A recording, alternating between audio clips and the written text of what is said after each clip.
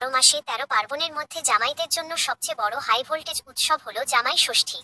এই একটা দিন জামাইরা শ্বশুর বাড়িতে গিয়ে ঠিক ততটাই খাতির পায় যতটা খোদ স্বর্গের দেবতারাও পান কিনা সন্দেহ। চলুন এই বিশেষ দিনটি নিয়ে কিছু মজার অভিজ্ঞতা আর চিরন্তন সত্য জেনে নেওয়া যাক। জামাইয়ের রাজকীয় এন্ট্রি ও ফিল গুড ফ্যাক্টর।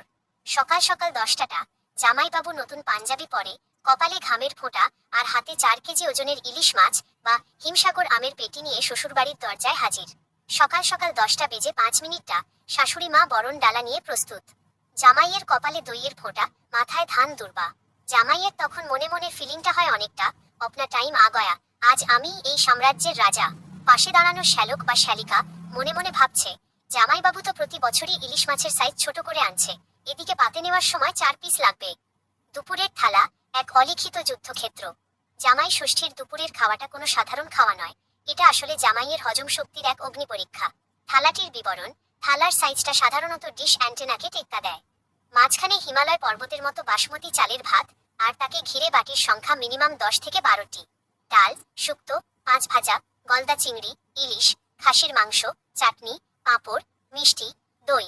তালিকা অন্তহীন।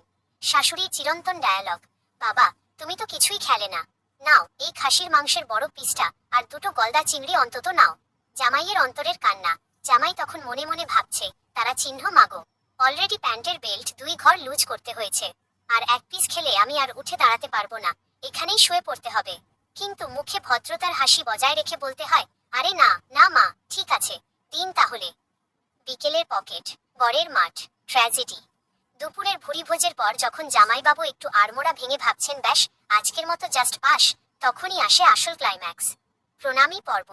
শাশুড়ি মা এসে জামাইয়ের হাতে একটা খাম বা নতুন জামাকাপড় গুজে দেন, কিন্তু নিয়ম অনুযায়ী জামাইকেও তখন পকেট থেকে মানিব্যাগ বার করতে হয়। শাশুড়ি মা, শ্বশুর মশাই, শ্যালক শ্যালিকা, এমনকি পাড়ার চেনা বামুন ঠাকুরকেও সন্তুষ্ট করতে গিয়ে জামাইয়ের মানিব্যাগটা বিকেলের মধ্যে এতটাই রোগা হয়ে যায় যে মনে হয় ওটা নিজেই কয়েক মাস ধরে ডায়েট করছে। জামাই ষষ্ঠীর পরের দিন বাস্তবে ফেরা। পরদিন সকাল, রাজকীয় খাতির শেষ। জামাই আবার নিজের বাড়িতে। মেনু: ওটস বা পাতলা পেঁপের ঝোল আর জোয়ান জোয়ান অ্যান্টাসিড ট্যাবলেট। স্ত্রী পাশ থেকে এসে বলছেন, কি গো, কাল তো শ্বশুর বাড়িতে গিয়ে খুব রাজভোগ খাওয়া হলো, আজ একটু বাজারটা করে আনো দেখি। জামাই তখন দীর্ঘশ্বাস ফেলে মনে মনে বলে, তারা চিহ্ন, হায় রে জীবন, রাজপাট শেষ, আবার আমি সেই সাধারণ প্রজা। আপনার চেনা কোনো জামাইয়ের কি এই বছর এই অবস্থা হতে চলেছে?